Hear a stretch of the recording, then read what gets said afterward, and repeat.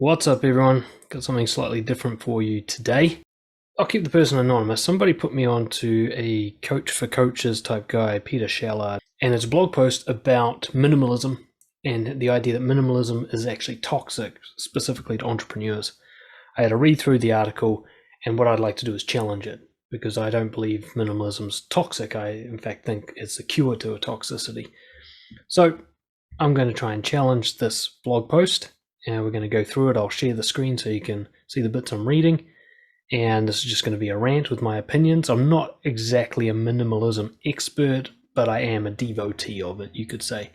And so I'm going to try and defend the thing that I love, and we'll see how that goes, and you guys can make up your own minds.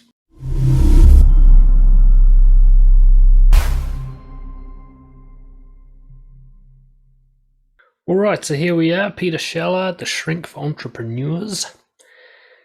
And the blog post is entitled, Why Minimalism is Toxic for You and Your Business. Toxic. All right. So we're going to go through, I'm not going to read the whole thing, probably I'll pick out points and just kind of defend the minimalism philosophy from this ruthless attack.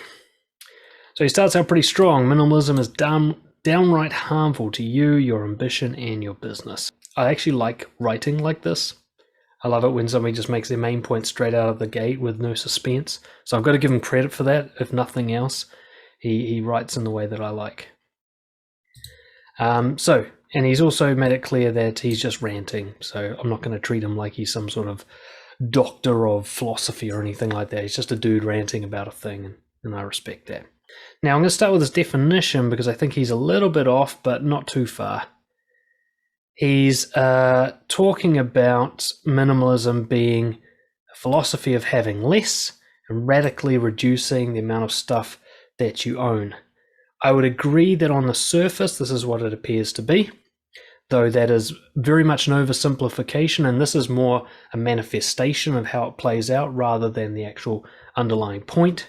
He talks about freeing yourself from possession mania, and he thinks what it comes down to most often, as he says in practice, is a live from a suitcase lifestyle that prioritizes experience over objects. Now this bit, prioritizes experience over objects, I think is the most accurate thing he's got in this definition. As the minimalists, as they call themselves, these two experts who put out that minimalism documentary, their latest book, I think, is Love People, Use Things. And what they're really talking about is minimalism is about detaching from your love of things, to treat inanimate objects with personification, to fall in love with objects. That's what they're saying is the real issue with minimalism, or its opposite. And that life is, the quality of life is through experience and connection with people. It's not through owning stuff. He also doesn't add here that one of the main concepts or precepts of minimalism is the idea that stuff takes up space in your mind. It takes up psychological bandwidth. And I don't need to go into all the studies. You can look these up yourself. But essentially, the more you own, the more space it takes up in your head. You have to remember it. You have to keep track of where it is. You actually get a sense of hoarding in your mind. It burdens you psychologically to own stuff that you don't need or use. And that's what minimalism is all about. It's not about who can compete to have the least amount of stuff. It's about the pointlessness of having stuff that takes up mental bandwidth and reduces your confidence and your ability to focus and your ability to prioritize what's important because you've just got too much shit in your head. And that's kind of bit that's missing here. But I'll agree with Peter here that this is what most people think minimalism is. It's just getting rid of stuff and focusing on experiences. Right, so he thinks the core tenet of minimalism is thou shalt own less stuff. As I've just said, that's actually not really the core tenet, but it is how a lot of people perceive minimalism, so I'll give him that. So he asks, why do we own stuff in the first place? He says, owning stuff rocks. And he goes into some very sort of oversimplified evolutionary psychology here about how we start using tools and keeping them, and that this is good. To equate keeping tools with having 3 cars when you only drive one is a sort of false equivalency. Owning stuff rocks isn't actually an accurate statement. What you'll find if you look into the research around this is that owning stuff only has a brief high period at the beginning when you acquire it, and then you go into a kind of monotone where the thing ends up basically costing more than it earns. Psychologically speaking, you don't enjoy stuff that you own for very long, and you'll know it. Anybody watching this will know it. The initial purchase feels good, but the continued ownership rarely does. In fact, it just becomes a new sort of baseline expectation. You might have got by on very little when you were a uni student, for example, but now you couldn't get by without a fridge full of food. So your baseline expectation, your entitlement has come up with the more stuff you own, which actually makes you more fragile. So the more stuff you own, the easier it is to disappoint you and upset you by reducing the amount of stuff. Whereas if you have very little amount of stuff, it's kind of hard to hurt your feelings by removing it. Makes a point here, owning the superior thing rather than finding a new thing every day is more efficient. Now that is quite possibly true, but this is not what minimalism is about. Minimalism is actually all about efficiency. If keeping something is more efficient than acquiring a new thing every day, minimalism will tell you to keep it. Minimalism doesn't say get rid of all stuff. It says keep the things that are important and that you use a lot. And it even says you can keep things that you like. Like if you're a shoe collector, then keep your shoe collection. But if you've got 50 shoes in your cupboard that you never wear and you're not a shoe collector, it says get rid of them. So holding on to those shoes is actually less efficient than just buying new shoes as you need them, because not only do those shoes take up closet space, they take up mental space. It's a waste of space. He then goes on to acknowledge that material without function is a problem, that we've just got so much crap stocked up and that everything's cheap and disposable now because we behave with this kind of acquire mentality rather than keep for a long-term mentality. So he does acknowledge that. Let's see how he challenges why that is still better than minimalism. See, here he makes an interesting comparison. He says minimalism says we should clean our garages of junk and we'll have a cleaner mind. That is basically what minimalism says. But then he says that minimalism is Airbnb and Zipcar instead of owning a house and owning a car, and instead of long-term savvy decisions about dwellings and vehicles. This is an oversimplification and a misunderstanding of minimalism. Minimalism does say keep the stuff that matters. It's all about efficiency. If it's better to own a house than to keep bouncing between Airbnbs, then minimalism will say own a house. What it's saying is what you own should be important and used often. That's what it says. Something like Airbnb is something you use if you're not going to stay in one place for very long. If, for example, you travel for a living, let's say you're a travel blogger, it makes no sense to own a house. Okay, you're never in it. It's just space not being used. Or if you're somebody who lives in a massive house all by yourself, most of your house is going unused. Minimalism will say that that's a waste, right? So get a smaller house, or if you're bouncing around all the time, it's better to rent. And financially speaking, in certain situations, it is more financially secure and makes better financial sense than to rent rather than owning. There's a little calculation you can do. I'll include a link below that tells you whether the house you're buying is better off being bought or rented because of the hidden costs of owning a house. And this is what minimalism is saying, is make your decisions wisely about what you're going to keep. It should be better than using sort of frequent new things if you're going to keep it. If using frequent new things is more wastage and kind of, as he says here, just instant gratification, minimalism doesn't support that. What Peter, I think, is attacking is a kind of straw man of what you might call, I don't know, trendy minimalism. The people who don't really get it, who are just doing it to be cool, you know, like the people who just want to call themselves minimalists and they haven't even read the books. Peter seems to be attacking those types of people here, where the true minimalists probably would own a house if that made sense. He says here, minimalism encourages short-term thinking and investing. Actually, it does the very opposite of that. It encourages thinking long-term quality of life. Now, the next point is really easy to debunk. He says, minimalists don't own art. Bullshit. Yes, they do. You are allowed to own whatever you want as a minimalist. You can keep anything that has substantial value to you, and that value does not need to be practical. That value could be emotional. So if you read any real sort of minimalism text, they'll say, hey, if you're really into art, then keep your art. Just get rid of the extra car that you don't drive. They talk about keeping things that are valuable. So art is an experience, right? If you have art on the wall and looking at it improves your quality of life, a minimalist will say, keep that art up on the wall. Peter, again, is attacking the straw man of these people who live out of suitcases. They are a very rare type of minimalists, these extremists who only have like 37 possessions. They do not represent the vast majority of people who follow this philosophy, not by a long shot. Minimalists say materials looking for meaning in the wrong objects, that people shouldn't find fulfillment in a new car, but there are tons of people who do. Really? The research does not say that. What they'll say is they find instant gratification in buying a new car and then they get over it quickly. That's what the research says. And he even goes on to say this. I've got a friend in New York who gets a huge kick out of buying and racing the latest ridiculous rocket made by Ducati. Buying and racing. So he gets over it, so he has to get a new one. He has about 7 of them and is one happy dude. I don't doubt that he's a happy dude, but he needs 7 of them to be happy? Is that really the most efficient path to satisfaction? Is that really the most life-fulfilling quality of life? What happens if this guy goes broke and he can't afford motorcycles anymore? Is he still going to be happy? It's a high-risk kind of position to be in where your stuff makes you happy because stuff can be taken away. He talks here about minimalists living in the white-walled nothingness of possession freedom. He's thinking about minimalism as an architecture and art form, not minimalism the philosophy. When you go into a minimalist house and it's all white and like chrome steel and there's nothing on the walls, that's not the philosophy of minimalism.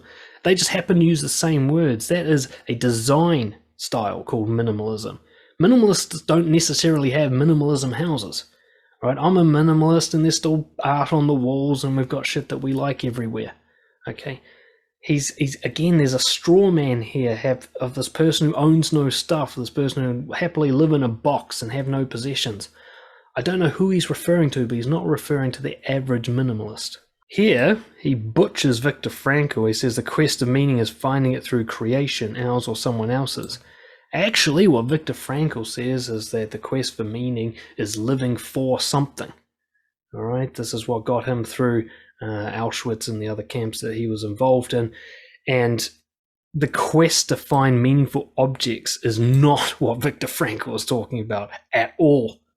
In fact, Viktor Frankl is talking about logotherapy. He's talking about finding your connection to the universe. That is not done through stuff, but it's done through the way you behave, living with integrity, having a set of principles that you live by that you're proud of, very stoic philosophy type thinking. And stoics are definitely much further down the spectrum of minimalism than Peter Shallard.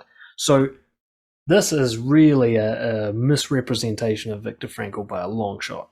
He says here there's a ton of evidence that humans thrive in a materialist abundance. I'd like to see some citations because I've seen plenty of evidence that they don't. And then he goes on to say kids constantly get better grades when their parents own a home. What the hell's that got to do with materialism? Materialism isn't owning a home. Materialism is buying heaps of crap you don't need. It's consumerism. It's buying just so you can buy rather than buying what you need. If you need a house to protect your kids, that's not materialism. And it could easily be minimalism. If you're trying to do something bold and risky in the world, it pays to have a really comfortable nest. Actually, it pays to be really frugal. If you're an entrepreneur who wants to do well, it's best that you don't spend your money on worthless crap. You're going to need cash flow. You're going to need some nest egg financially to get through the tougher times. Buying heaps of stuff is actually going to make you worse off. If you can be a minimalist when you start your business, you're going to be much more financially secure than a person who keeps spending as if they're an employee. Now it goes on, minimalists compete to own less. Some even go on digital purges, deleting old photos, erasing their digital past. Yes, some of them do. But again, I think this is the straw man of the kind of trendy wannabe minimalist who doesn't get the principles. If you just go around deleting photos to prove that you can delete old shit, you don't get it. If you delete photos of your ex because you're trying to get her out of your mind because it no longer serves any value, that's minimalism. But if you enjoy going through your past and looking at photos and that's valuable and a meaningful experience for you, a minimalist will tell you keep those photos. Really, this is a real straw man argument happening here. And here's his coup de grace. Minimalism makes us complacent. At the core of the desire to own less is the philosophy of doing less. No, it's not. It's the philosophy of doing more.